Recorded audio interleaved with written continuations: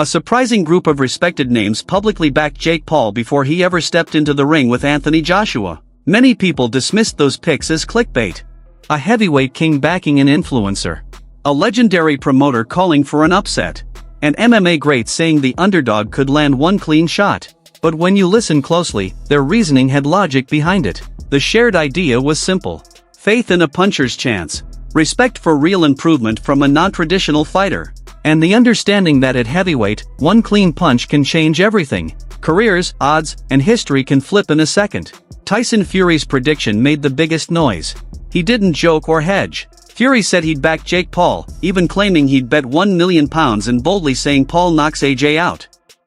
That statement hit hard because Fury isn't just talk. He's a former world champion.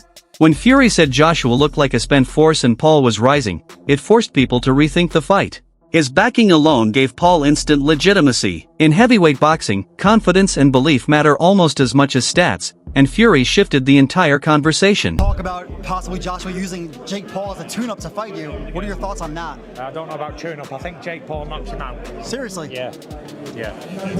Why so? What impresses you about Jake Paul? I just think Jake Paul would knock AJ out. I think AJ's a spent force, and I think Jake Paul's on the rise. And I like his new heavyweight look. Oscar De La Hoya brought a different angle. As a promoter with fighter instincts, he went on social media and predicted a Jake Paul knockout. For him, it wasn't just a hot take, it was a recognition of visible growth. De La Hoya saw more than PR stunts. He saw power that looks real, timing that has improved, and confidence building fight by fight. In his view, that one perfect punch wasn't fantasy. It was a realistic possibility based on what he's watched. MMA voices echoed similar thoughts. Demetrius Johnson, a former UFC champion known for elite timing and fight IQ, said Paul could land a short, awkward punch. The kind that has hurt Joshua before. Johnson didn't hype it emotionally, he broke it down technically. He pointed to Joshua's past losses and how short overhand rights have caught him. He suggested Paul's awkward style could recreate that moment. That kind of analysis carries weight among serious fighters and coaches. Rolando Romero approached it differently. His belief was less technical and more cultural. He talked about momentum, confidence, and what he called plot armor. In his view, Paul's belief, fame, and big money momentum were advantages. Romero argued that Paul wouldn't be there unless he truly believed he could win.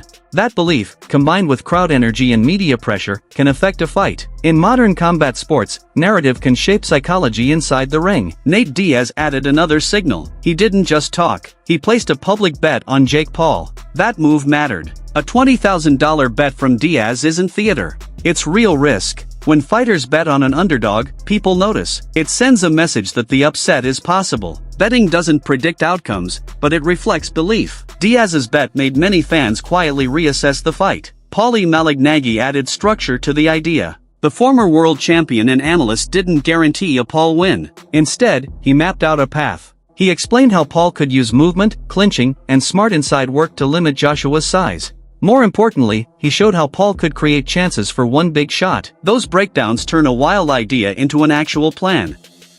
With AJ, the way he handled Francis Ngannou, who I think was also a bit of a sideshow fight, but was much more dangerous than Jake Paul. And you saw the way AJ took that very seriously and got rid of his opponent very, very quickly and in a destructive fashion. I see something similar here in this situation. But, you know, these are discussion points, talking points. Then came the quieter but meaningful support. Andy Ruiz Jr., the man who famously stopped Anthony Joshua in 2019, gave Paul advice and encouragement. He publicly told Paul not to be afraid. That endorsement matters. Ruiz knows exactly how Joshua can be beaten because he's done it. His belief that Paul could find similar openings is based on experience, not hype. When a former opponent who already beat your rival offers tips and confidence, it's a real vote of belief. Ruiz saw paths that a focused challenger could exploit. What ties all these picks together isn't blind optimism, it's a repeated set of arguments. Paul has improved. Heavyweight fights are volatile. Joshua has been caught before, and momentum and belief can shape outcomes. Fury's million-pound talk was dramatic, but it came from watching Joshua's trajectory. Demetrius Johnson referenced real moments from Joshua's past. De La Hoya trusted his long-term eye for growth. Romero and Diaz spoke to psychology and culture. Those forces matter. They influence how fighters perform and how crowds react when momentum shifts. What's your prediction, Jake? Probably the 6th or 7th round knockout. And that's it. I'm fucking him up, Burial! I'm fucking him up! None of this erased the fact that betting markets and most boxing purists favored Anthony Joshua. But the contrarian voices changed the fight's energy. It stopped being a guaranteed walkover. Because credible figures insisted the upset was possible, the fight became a real event. Fans watched with tension instead of certainty. That's what strong predictions do. They change the mood. They move conversations. They force people to think beyond records and punch stats. They remind everyone that at heavyweight, narrative, timing, and one clean punch can change everything. That's it for today's video. Stay tuned.